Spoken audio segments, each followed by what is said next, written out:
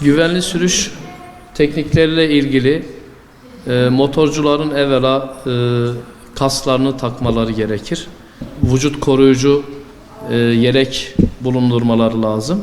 Dirseklikler ve dizlikler olmak üzere bunları trafikte muhakkak takmaları gerekir. Kaskın olması da şarttır.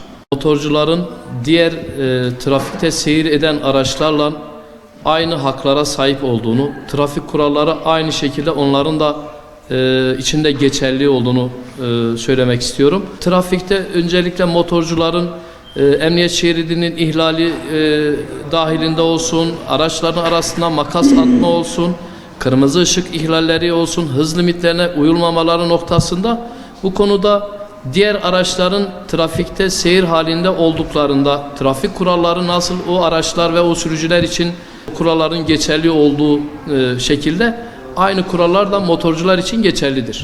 Güvenli sürüşle ilgili motorculara burada söylemek istediğim konulardan bir tanesi araç aralarında makas atmamaları, sollama yaparken zamanında aracı sıkıştırmadan kendini araca göstererek öndeki ve arkadaki aracı tehlikeye sokmayacak şekilde sollamaları yapmaları gerekmektedir. Aynı zamanda hız limitlerine uymaları gerekir. Kural dışı hareketlerde sakınmaları gerekir. Motorcularda biliyorsunuz büyük bir sektör bu pandemi döneminde oluşturuldu motor kuryelerle ilgili. Trafikteki sürücülerin de bu arkadaşlarımıza bir musamaha göstermeleri, onların da bir araç olduğunu, trafikte olduğunu unutmamaları gerektiğini hatırlatmak isterim.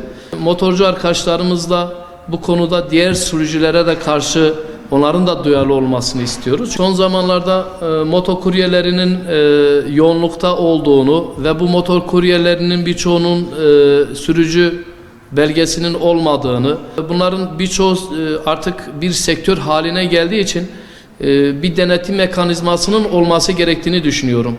Buradaki arkadaşlarımızın trafikteki diğer sürücüler gibi dikkat düzeyini ölçecek, reflekslerini ölçecek gibi bunlara bir psikoteknik talebinde bulunabilir. Bunun yanı sıra artık bir meslek grubu olduğu için mesleki yeterlilik belgesinin, SERECE belgesinin aynı zamanda istenmesini hususunda ekleyeceklerim bunlardır. Şimdi motorcuların trafikte evvela kask takmaları gerekiyor. Can yeleği, koldaki dirsek korumaları, ondan sonra dizlikleri takmaları lazım.